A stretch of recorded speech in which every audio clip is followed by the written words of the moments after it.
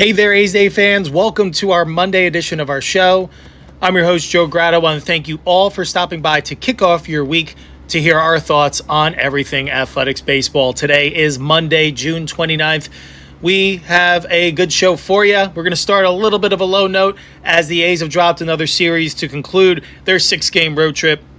They were halted by the Halos by dropping 2 out of 3 at the Big A this weekend. We're going to recap how it all went down. We're going to hand out our 3 stars and move along from there. We're going to do a little housekeeping as there was a transaction that went down as the A's have acquired right-handed pitcher Hayden Juenger from the Toronto Blue Jays in exchange for a player to be named later, which I do think we came across our desk at the time of recording, so we'll be sure to update you later on in today's show.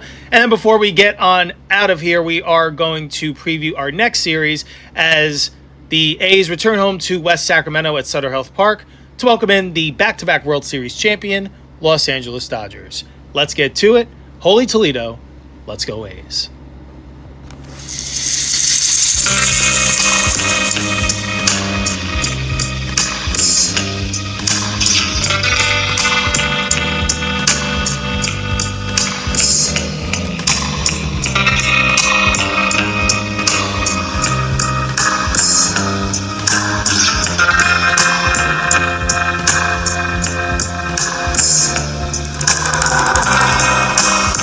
All right there, A's Day fans. Thank you again for stopping by to kick off your week with us. Appreciate all of your support. Without further ado, we're going to jump right into our Angels series recap so that we can move on to hopefully better days and nights starting tonight and preview their next opponent. But before we can move forward, we must know what came before. After a tough series up in the Bay, dropping 2 out of 3 to the Giants, the A's would look to ride the momentum from Game 3's victory and start off strong in Anaheim. As for back-to-back weeks, the A's took on the Angels, but this time it would be a 3-game set down in at the Big A. Game 1, JT Ginn getting the ball for the A's going up against West Sacramento for the Angels. We would be scoreless in this one until the Angels would get on the board first in the 4th inning. In the 4th, Donovan Walton delivered an RBI single to give the Angels a 1-0 lead. West Sacramento was continuing to be a tough pitcher to solve until the A's offense did so the very next inning, and in a big way. After the A's would load the bases up with 1 out, Jeff McNeil would come through with a 2-run single. Alika Williams provided a run-scoring single, the runner coming around to score on an error. Henry Bolte next up would deliver his own 2-run single. Nick Kurtz and Shea Langoliers would follow suit themselves, capping a 7-run inning via RBI singles from them respectively, and knocking out West Sacramento in the process. When the dust would finally settle, the A's would have a 7-1 lead. The Angels would answer back in the bottom of the inning via a 2-run home run by Joe Adell off Ginn, as it's now a 7-3 game. However, that would be the last the Angels would get off Ginn, as he would pitch one more scoreless and depart after putting up another quality start. JT in this one went 6 innings, allowed 8 hits, 3 runs, 1 walk, 5 strikeouts. To the 7th we go. The A's put this game away. Nick Kurtz drives another RBI single, and Jonah Heim mashed an RBI ground rule double, as it's now 9-3 A's. And good news, A's fans, that's how the score would hold up. For the A's, it went Ginn to Medina to Harris to Alvarado. Ball game over. A's win Game 1 convincingly this past Friday night in the Big A, 9-3. So JT Ginn, what a breakout season that he is having. Another quality start from the right-hander. 6 innings, only allowing 3 runs, 1 walk, 5 Ks. Very effective. And now to take a little bit further look into his breakout season, he's pitched in 18 games, 15 of those being starts, 6-4 record, 3.15 ERA, 88 2/3 innings pitched, 36 walks, 78 strikeouts, 1.22 whip. Talk about getting it done for your team. Every time that JT Ginn takes them out, I feel confident that the A's are going to win that ball game. And I know it doesn't always happen because that's baseball. But Ginn has put my mind at such an ease when it's his day to get the ball that I feel that if they don't win on that day, it's not because of how Ginn has pitched. It's something else that went wrong in the process. I know Ginn's not perfect. I know he's had his tough outings. I know he's had his outings that didn't get out of the 3rd inning like he did in San Diego. But there have been so many quality ones all around that it's just an encouraging sign to see that Ginn perhaps is going to be a starter, a part of the starting rotation of the future.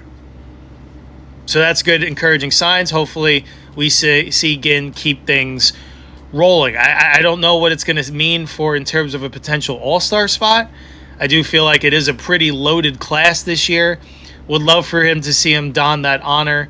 Let's see how he does his next 2 times out. Perhaps he'll be able to lower that ERA into a possibly sub 3, which perhaps makes him even more appealing as a potential option. Time will tell there. Also, there are going to be guys that end up potentially getting selected that if they're going to be pitching rather soon following the All-Star break or pitch shortly before it, there may be some more spots that open up at that point as well. So we'll have to keep an eye on that. But JT is absolutely having an all-star type season, and it's been impressive to watch.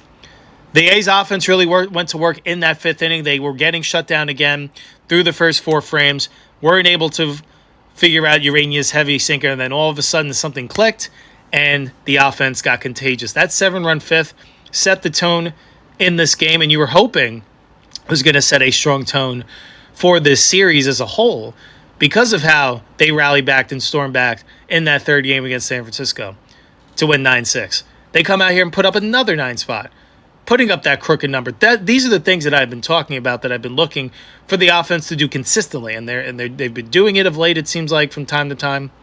And it was good that they were able to start this series off on the right foot. Offense goes 8 for 12 in runners in scoring position. You can't really do it much better than that in terms of cashing in on those opportunities. They cashed in on 8 of those opportunities, and you can see why the score got away from the Angels after a while. So good on the A's. They finally get to Urania. Urania had been such a tough nut to crack through the first couple of times that they had faced off against him. Finally, they figure out his formula. Now we'll see how they fare against him moving forward. But great start to the series. A's are up 1-0 in this 3-game set. They're going to have 2 cracks at potentially winning this road series to end the road trip on a positive note. The first opportunity would come this past Saturday night. Game 2 featured Jack Perkins going for the A's, going up against left-handed pitcher Reed Detmers for the Angels. This time in this game, the A's would get the scoring started in the second via a solo home run from Jonah Heim, his 7th of the year, 6th with the A's, as it's now 1-0 Athletics. In the 4th, the Angels would answer back. With 1 out, Joe Adell would deliver a blistering 2-run triple, as it's now a 2-1 Angels lead. After completing a scoreless 5th, that would bring Perkins' day to a close. 5 innings pitched, 4 hits, 2 runs, 1 walk, 5 Ks. Much more solid indeed. In the 6th, with 2 outs, Colby Thomas would come through with a clutch RBI single with 2 outs. This game is now tied up. It's 2-2. In the 7th, Angels third baseman Denzer Guzman continues to kill the A's this year, as he hits a go-ahead RBI single to move the Angels back ahead. It's now 3-2 Halos. And then to the 8th, the Angels got some insurance runs thanks to RBI singles by Oswald Peraza and Logan O'Hoppe to move the lead to 5-2. And in the 9th, the A's would go down 1-2-3 to Angels closer Kirby Yates to bring an end to this one. Ball game over. Angels win Game 2 5-2 and tie this 3-game series up 1-1. So Perkins, solid in this one.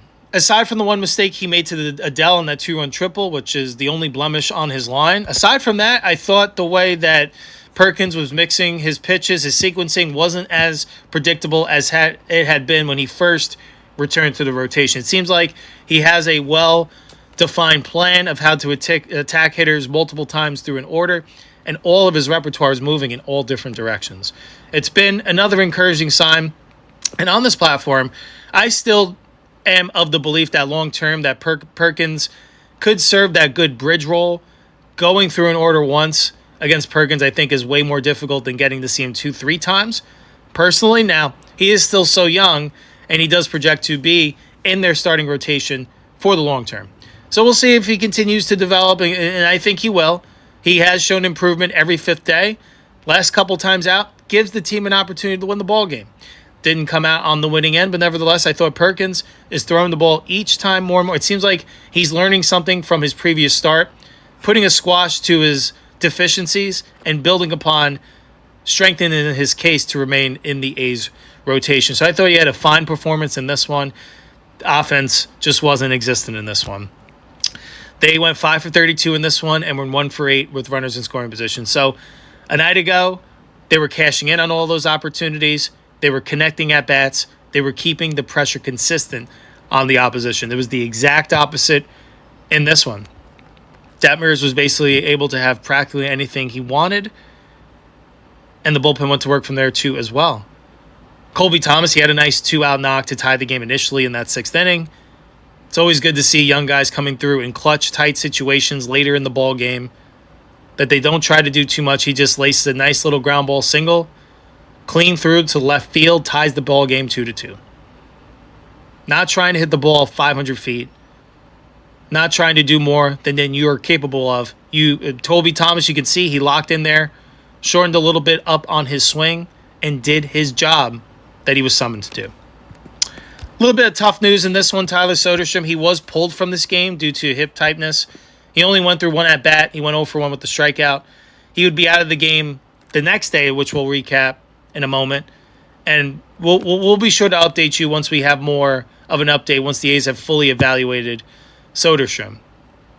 Certainly, it could be a big blow with how he's been really coming on with the bat. He's been scorching over this past month, over the last couple months, it seems like. But especially this month, Soderstrom, in 98 plate appearances, has 9 extra base hits and a 951 OPS.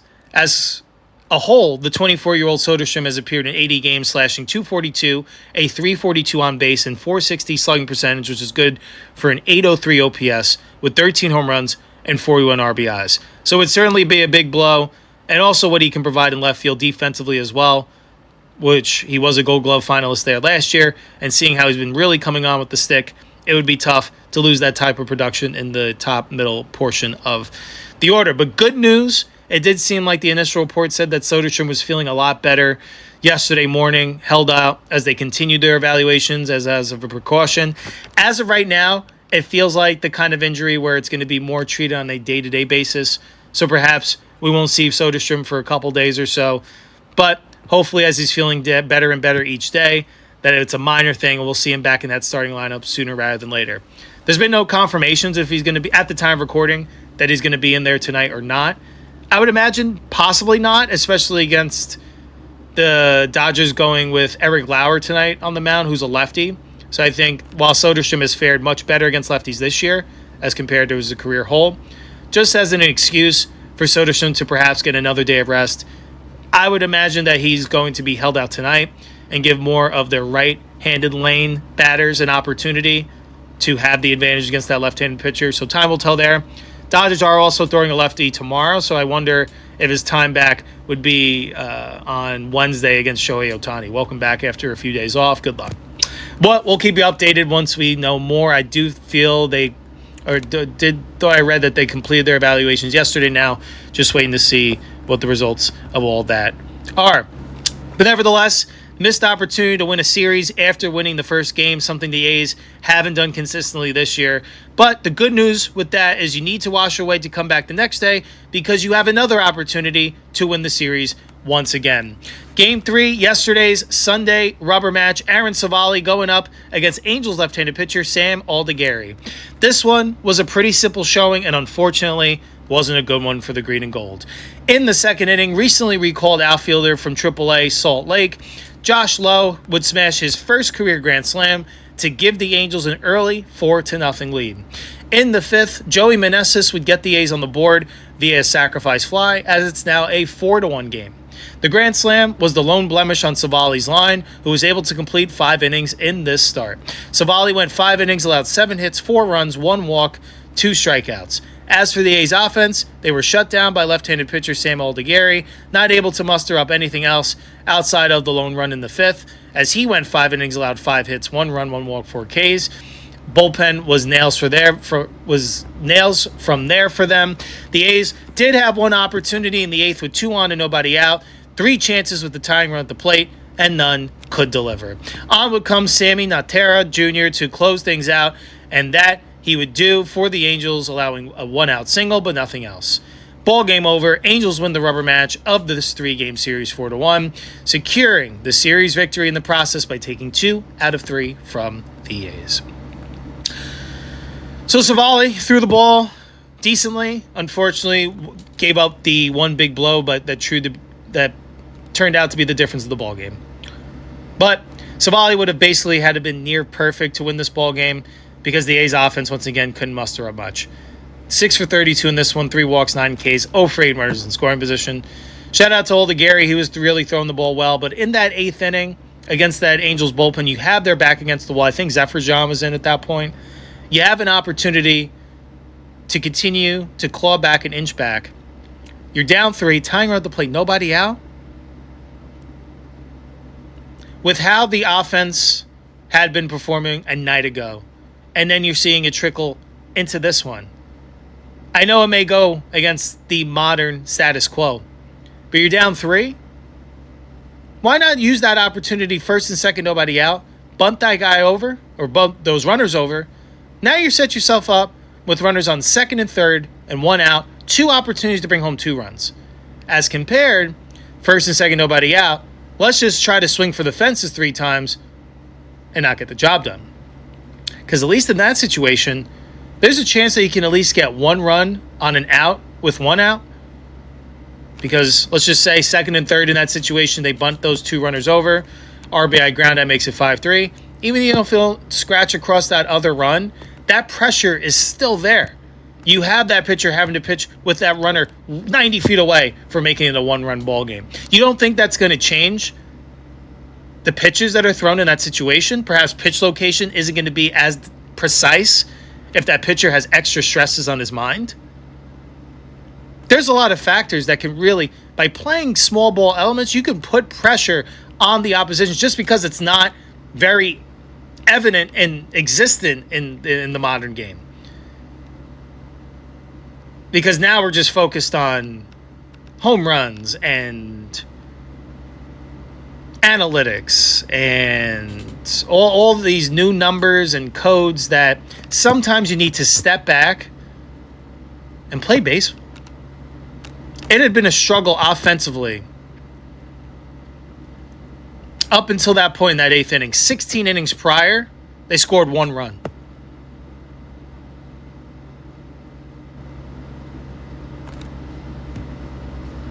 Right?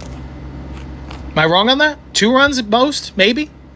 Nothing that's going to move the needle. Nothing that's inspiring me at the current moment. You got to bob and weave with baseball. Baseball's all about adjustments. And you could see after that Friday game, I don't know what switched, and sometimes you got to tip your cap to the opposing pitcher. I'm sorry, 3 runs up until that point. Whatever. It's minuscule over that duration of time is my driving point. Why are we trying something a little bit different?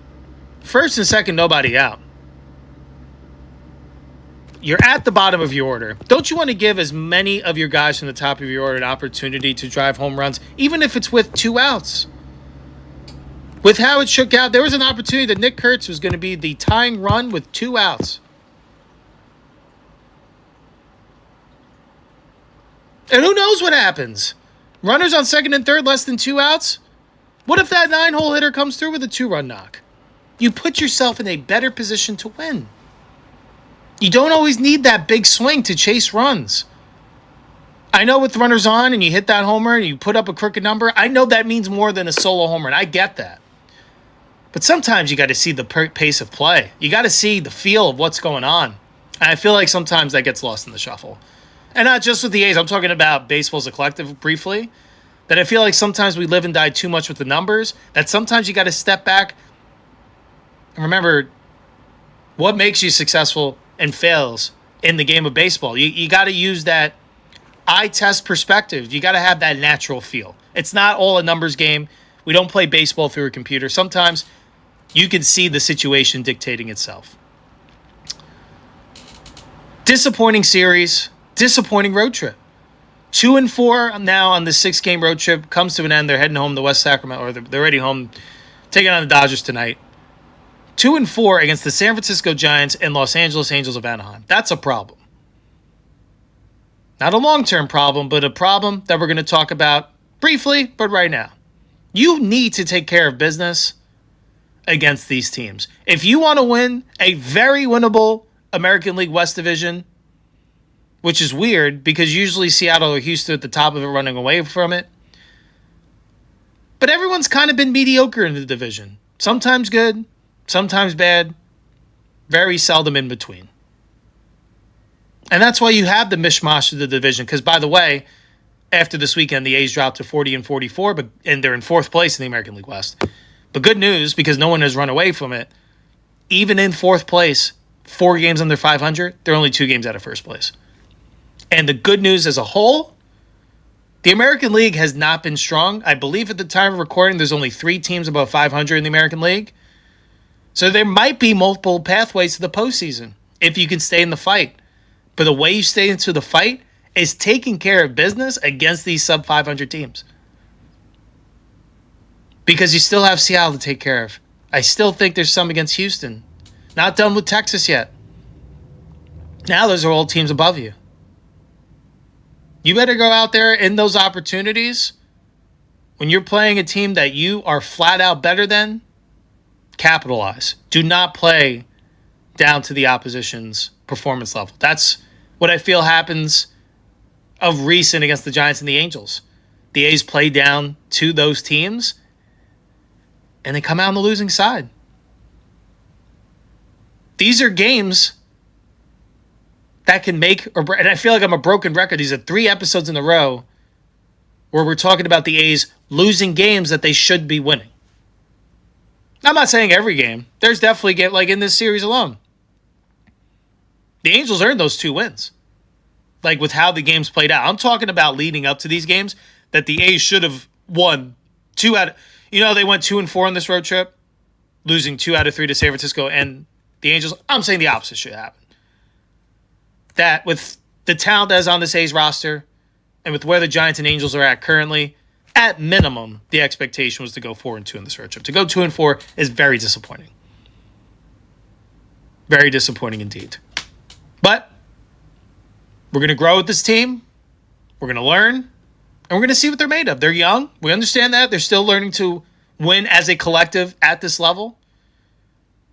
And something to hold your hat on. They're in a much better position at this point in the year, this year, as they were last year. It was over.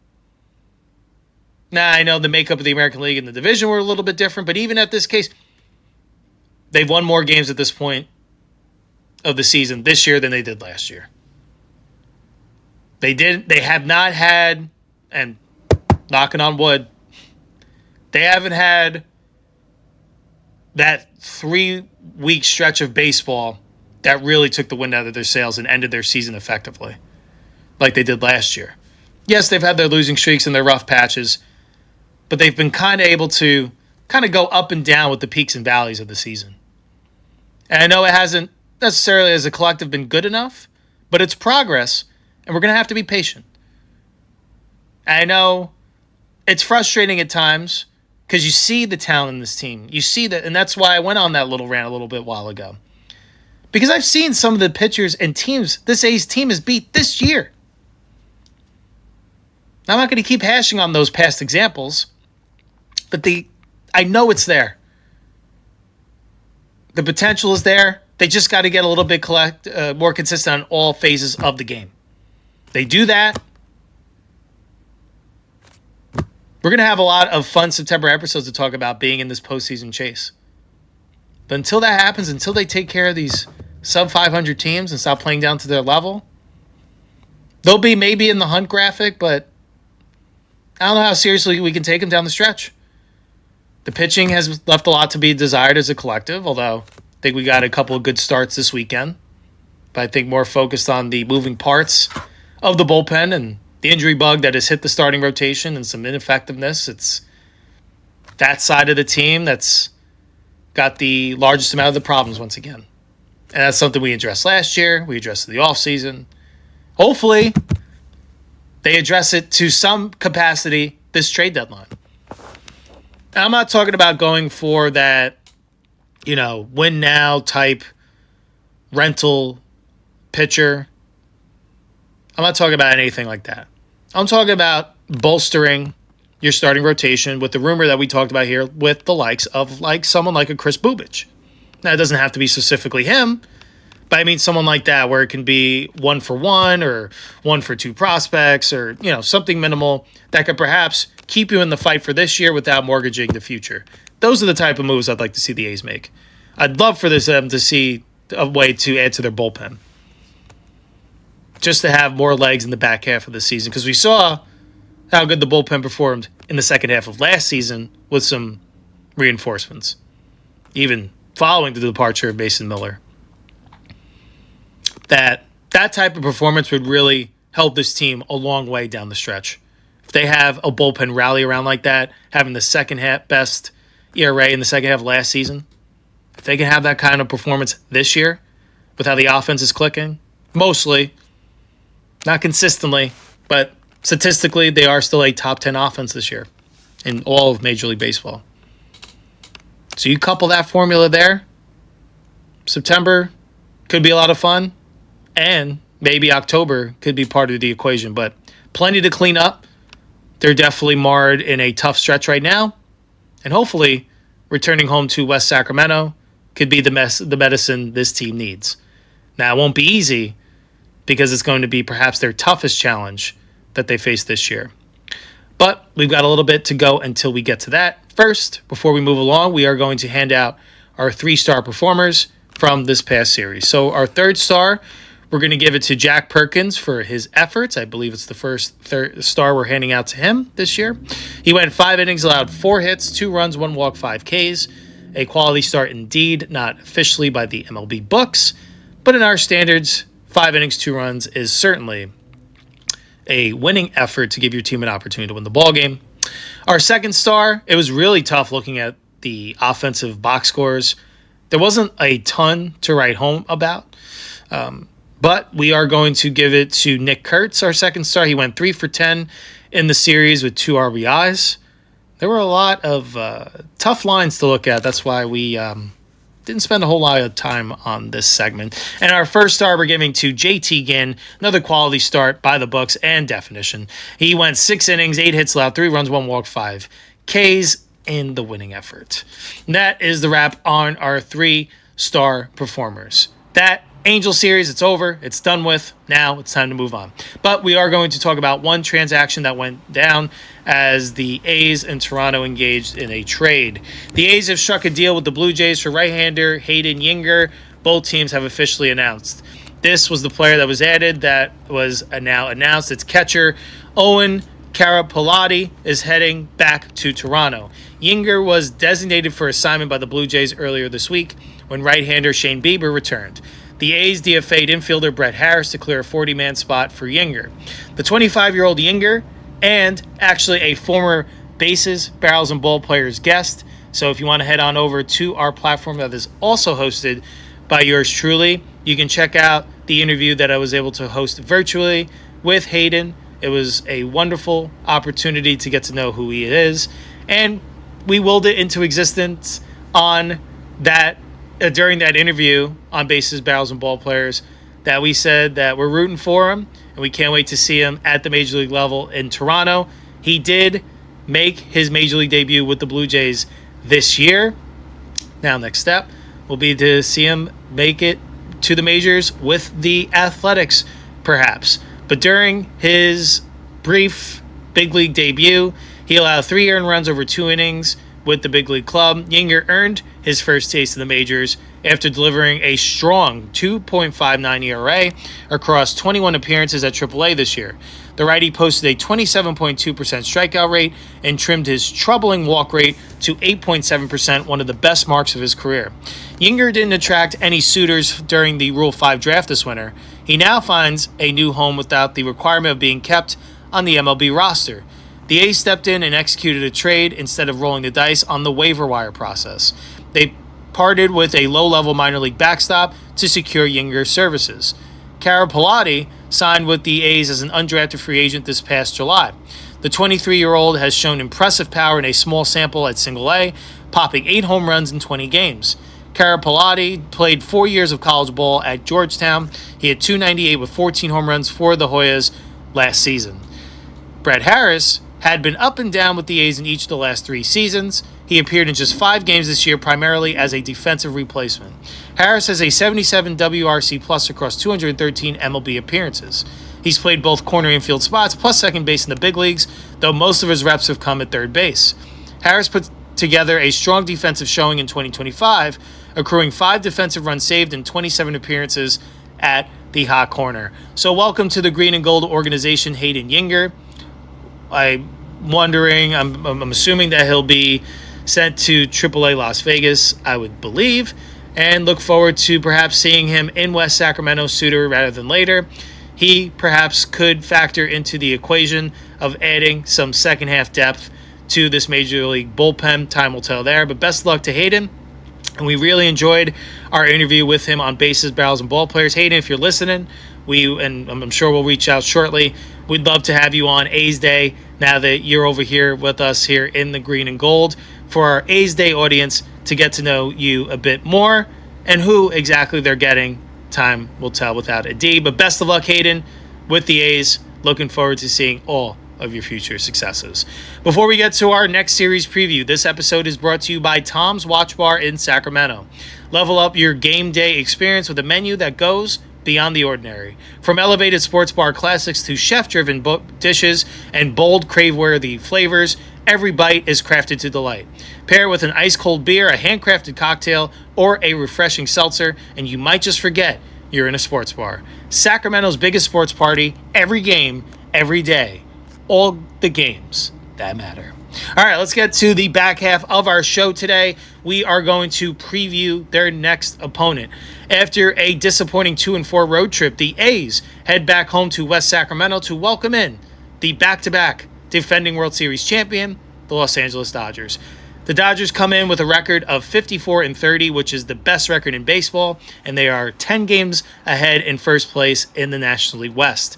They are led by manager Dave Roberts and are coming off a series where they took 2 out of 3 at San Diego. After dropping Game 1 Friday night 7-1, they stormed back in a big way, winning Saturday 15-3 before winning yesterday's ball game 4-2 in a much tighter affair. As for the Dodgers, here is how they rank offensively. So as an offense, they're hitting .262 as a team batting average, which is the best in baseball.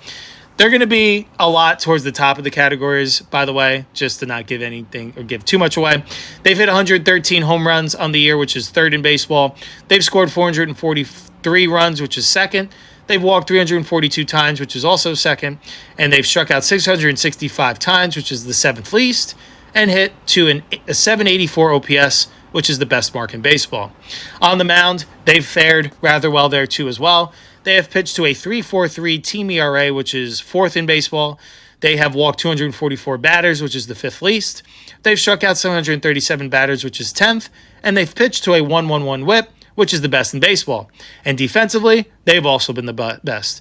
Both their .991 fielding team percentage and 26 errors committed are the best marks in baseball, with that being the best fielding percentage and the 26 errors being the least amount committed by any team.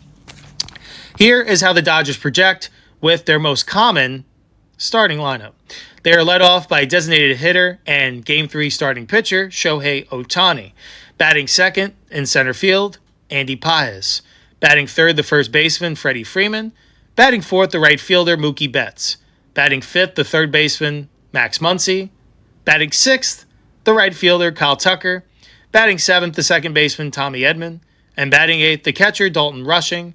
And batting ninth, the left fielder, Ryan Ward. Now, let's take a look at those game times and starting pitching probables. So tonight, 6:40 p.m. Pacific time, first pitch. Eric Lauer will be getting the ball for the Dodgers going up against Gage Jump. Should be a fun lefty duel. Tomorrow night, also a 6:40 p.m. Pacific time, Tuesday night in West Sacramento. Justin Robleski will be getting the ball for the Dodgers. He'll be going up against Jeffrey Springs. And the Game 3 rubber match on Wednesday, also a 6:40 p.m. Pacific time first pitch. Shohei Ohtani will be getting the ball for the Dodgers going up against JT Ginn. That should be a good matchup as well. Now, let's take a look at the Dodgers starting pitching scouting reports so we have a better idea of who these A's hitters are going to have to be going up against. So Game 1 starter tonight for the Dodgers is left-handed pitcher Eric Lauer. On the year thus far, he's pitched in 13 games, 10 of those starts, pitching to a 3-5 record with a 4.87 ERA, and 64 2/3 innings pitched. He's walked 24 batters, 42 strikeouts, and a 1.24 whip. In his last start, he got the win at Minnesota, going 6 innings, not allowing any hits, runs, 3 walks, 2 strikeouts. His fastball has averaged 90.8 miles an hour on the year thus far. Lauer is currently operating as a pitchability left-handed swingman for the Dodgers, relying on an unflashy 5-pitch mix to keep hitters off balance. After being designated for assignment by the Blue Jays earlier this season, Lauer has experienced a massive resurgence since joining the Los Angeles Dodgers via trade back in May. Across 64 2/3 total innings split between both teams, he carries a 4.87 ERA, a 1.24 whip. However, in his 5 appearances with the Dodgers, he has posted a stellar 2.54 ERA and .92 whip.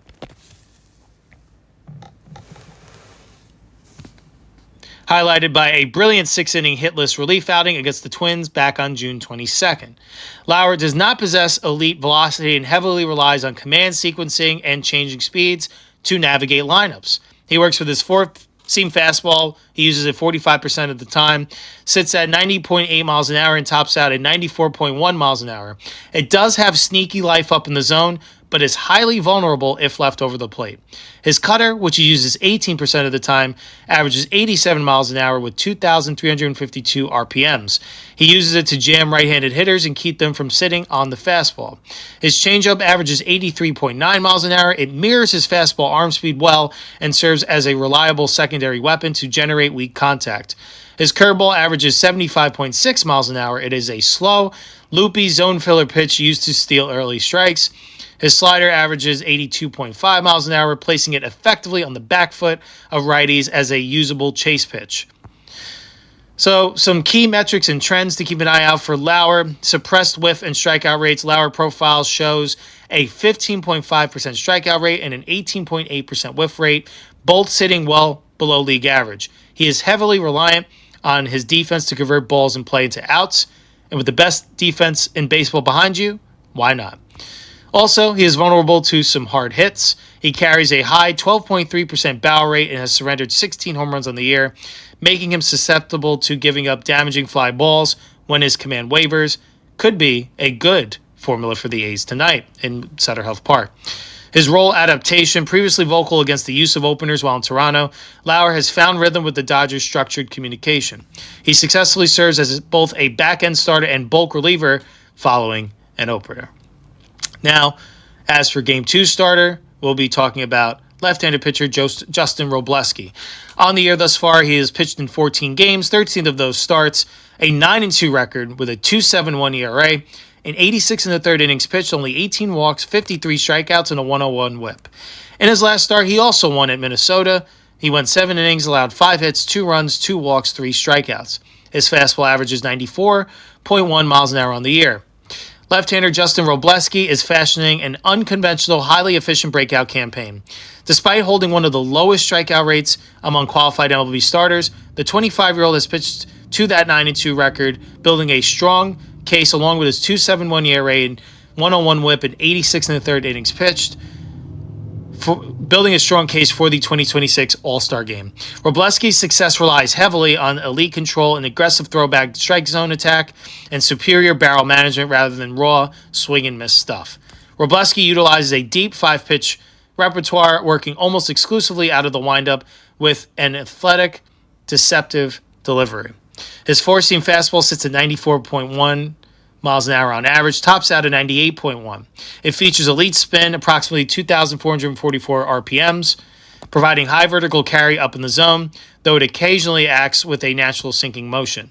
His slider is a hard mid-80s breaking ball, averaging 86.1 miles an hour. It exhibits tight two-plane depth and serves as his primary horizontal movement weapon. His sinker, thrown at 93.4 miles an hour with solid arm side run, he uses it to jam left-handed hitters and generate early count grounders. His curveball, a slow looping 12-6 breaking pitch sitting around 74.4 miles an hour. It is deployed primarily as a change of pace vertical weapon to disrupt a hitter's timing. His changeup is an 86 to 87 mile an hour pitch used sporadically against right-handed hitters, which dives aggressively out of the strike zone. He does work with elite strike zone command as some of his strengths.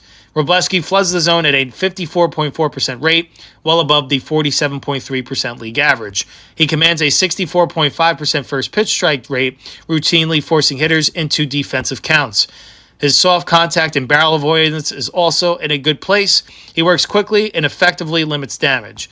His hard hit rate dropped significantly down to 38.3%, keeping his barrel rate to an elite 6.8%. Toughness and deception. Standing on the extreme third base side of the rubber, his high-effort funk creates awkward angles for lefties and righties alike. Teammates routinely praise his dog mentality and fearlessness. Now, for some deficiencies and things he continues to work on, lack of missing bats. His 15.4% strikeout rate ranks near the bottom of all qualified Major League starters. He does not chase whiffs early in counts, relying entirely on his defense to convert balls and play into outs. He does come in with an extreme fly ball profile with a 44.4% fly ball rate. Wroblewski is a borderline extreme fly ball pitcher. While his 3.62 FIP indicates his success is largely legitimate, playing in home run friendly environments remains a major risk if his barrel control wavers. So, could be another guy where we could see some homers blasted at Sutter Health Park. And as for Game 3 starter, this perhaps will be one of the toughest pitchers the A's face all year. It, of course, is the two-way star for the Dodgers, right-handed pitcher Shohei Ohtani. On the year, he has made 13 starts, going 8-2 with a 1.58 ERA. 79 and two-thirds innings pitched, 24 walks, 86 strikeouts, and a .90 whip. Oh, yeah, and also, he hits as well. In the time of recording, he's hitting .295 with 17 home runs. And I believe a .950 OPS, no big deal. In his last start, he got the win at Minnesota, going 6 innings, allowed 5 hits, 2 runs, 2 walks, 8 strikeouts. His fastball is ranked 97, or his fastball velocity is 97.9 miles an hour in the year, which ranks in the 93rd percentile of all qualified pitchers thus far on the year. Shohei Ohtani is executing one of the most dominant pitching campaigns of his career for the Dodgers, positioning himself at the forefront of the National League Cy Young race. Fully integrated into a 6-man starting rotation, Ohtani has completely moved past his previous surgical recoveries to anchor the Dodgers pitching staff. Ohtani's four-seam fastball has been elite, registering as the 4th best overall pitch in Major League Baseball with a +10 run value. While he usually holds his velocity around 97 to 98, his June 24th start against the Twins saw him average a career-high 100 miles an hour on his fastball as he intentionally dialed up the power. The pitch features an incredibly flat, straight profile that generates heavy swing and miss up in the zone when his command is on. The sweeper, coming in at a +9 run value, his primary breaking ball has been the most effective sweeper in baseball this season. It is generating an elite 39% whiff rate, making it his go-to weapon to put away right-handed hitters. The splitter forkball, thrown from the exact same arm slot and speed as his 100-mile-an-hour fastball, Ohtani's splitter acts as a devastating drop-off pitch that plummets roughly 2 feet into the dirt. He continues to display a versatile 5-pitch mix, periodically relying on a traditional slider curveball and occasional changeup to keep hitters off balance. A major developmental storyline occurred during his June 24th start. Facing a tumultuous second inning with rookie catcher Dalton rushing, Ohtani completely took over his own pitch calling via pitch count. He threw 4 subsequent scoreless innings using his own sequence strategy, proving his high-level tactical maturity. Earlier in June, Ohtani faced minor speed bumps involving a right middle finger blister and slight left knee inflammation. Rather than showing diminished stuff, his underlying metrics indicate he is countering those physical limits by increasing raw velocity and relying heavier on his fastball sequence. Some areas for improvement: his strikeout rate. Ohtani's career strikeout rate sits at 31.1%. He is currently operating slightly below that metric at 28.6%. To lock down the Cy Young Award over high strikeout phenoms like Paul Skeens and Jacob Mizorowski. He needs to push his K rate back over the 30% stress threshold. He does at times have some command inconsistencies. When Ohtani hits rare rough patches, it is typically driven by falling in love with his breaking pitches, which occasionally causes him to lose his arm side release point and pitch too high in the strike zone. So those are the three Dodgers starting pitchers that the A's hitters will be going up against, with Ohtani perhaps being the toughest of the bunch. Some A's hitter history against Dodgers starting pitchers. Against Lauer in the past, Muncy is 1-for-2 with a home run. Jacob Wilson is 1-for-2 with a double. Kurtz is 1-for-2, and Jeff McNeil is 1-for-3. Justin Robleski, Langoliers is 1-for-1 lifetime. And against Shohei Ohtani, Joe Anaheim is 7-for-17 lifetime with a home run. And Shea Langoliers is 1-for-7 with a home run as well. Some Dodgers players to watch include Shohei Ohtani, as we mentioned, 295, 17 home runs, 47 RBIs, and a 950 OPS to go along with his Cy Young-type performance on the mound. And he's going to be starting Game 3. Freddie Freeman, the first baseman, he's hitting 289 with 13 home runs, 45 RBIs, and 870 OPS. And the Dodgers' Max Muncy, who was originally drafted by the A's, is hitting 263 on the year. He is the Dodger third baseman now, 16 home runs, 35 RBIs, and an 863 OPS. Something to keep an eye on to see when the meeting of the Muncies happen. Of course, we're talking about Dodgers Max Muncy and A's Max Muncy as well. We are going to now make some predictions, as we're going to start with an A's home run prediction. In this one, we are going to select Henry Bolte. We do feel that his swing has really continued to be consistent. I do feel like the power is going to be coming in bigger bursts sooner rather than later. And I think with two fly ball type pitchers that are left-handers at Sutter Health Park, I do feel is going to give right-handed hitters an opportunity this week to perhaps leave the yard. And I think Henry Bolte is going to do it at least once against the Dodgers in this series. And speaking of the A's series against the Dodgers, we are going to make our series prediction. We do believe that the Dodgers are going to take this series. We do feel they're going to take 2 out of 3. These two teams are at different points right now in terms of their development and success level. The Dodgers are the best team in baseball. The A's are trying to find some consistency. And I do feel, thanks to the alignment of how these pitching matchups line up, they at least only get Ohtani as compared to having to face Ohtani and Yamamoto. So that's a bit of a blessing in itself. But we do feel, while there is an opportunity that the A's could get to Robleski, and who knows if Ohtani doesn't have his command. But until the A's go out there and show they can put consistent efforts time in and tie out, you're going to see the standard set to kick off this week with the Dodgers. They are a championship organization. They are a well-oiled machine. And you're going to see them do the little things right. They take care of the baseball. They take that extra base. They have quality at-bats. They cut it down with 2 strikes. They make baseball plays. They play small ball when they have to. They do a little bit of everything until the mission is accomplished. So A's fans, A's is an organization. Take a look at what the Dodgers are doing, because they are the standard in the industry. So that's where you're looking to get to. And right now, are the A's closer to them this year than they were last year? Sure. In fact, actually, I believe the A's took 2 out of 3 down there in Dodger Stadium last year, if my memory serves me right. But I do think still the A's are a better team this year than they were last year. But I think of where these two teams are at right now, I think it's a tough matchup. Even at home, I think the Dodgers are going to have some success offensively. In this series, though, I do think the A's are going to break the trend, or continue to break that trend of losing Game 1. I do think they're going to win tonight 5-1. I think they're going to have some success against Eric Lauer. I think they're going to get another fine performance from Gage Jump. And, however, I do think the Dodgers will rebound on Tuesday and Wednesday. I do think they'll win tomorrow 9-3. And I think they'll win the finale 6-2.